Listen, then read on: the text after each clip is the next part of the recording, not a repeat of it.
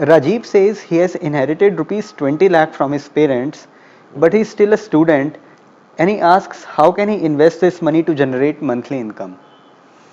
Uh, First and foremost, it's important to know how much income requirement he has, and depending on that, he should consider doing that. There are two ways of approaching this goal.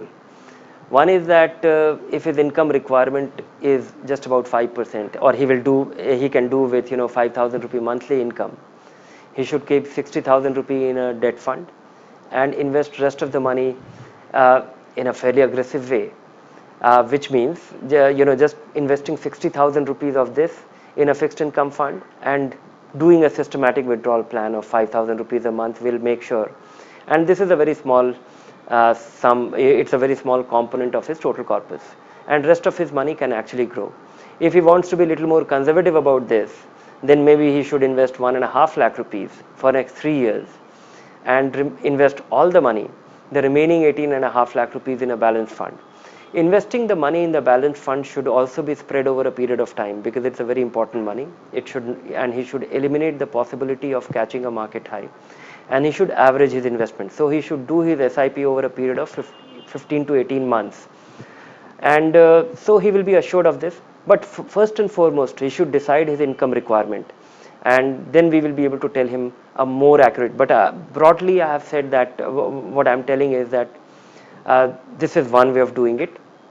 The other way of doing it is investing all of it in a balanced fund or a MIP and doing a periodic withdrawal, depending on the negotiability of the deal of the income and his needs.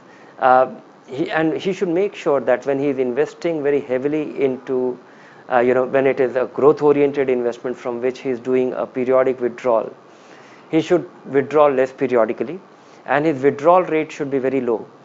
Generally speaking, in the worst of times, a 4% withdrawal rate, make sure that your 4% withdrawal rate, make sure that you never eat your capital. On top of it, your capital is protected in value, which means that your capital will rise with inflation, so your income rises as well. So if you are taking 2 lakh, if you have 20 lakh rupees and if you are taking 4% of that, in 3 years' time, if by virtue of inflation or your investment value will go up, and based on the higher investment value, the 4% will also be higher. So your ability to revise your income with such a portfolio is very high.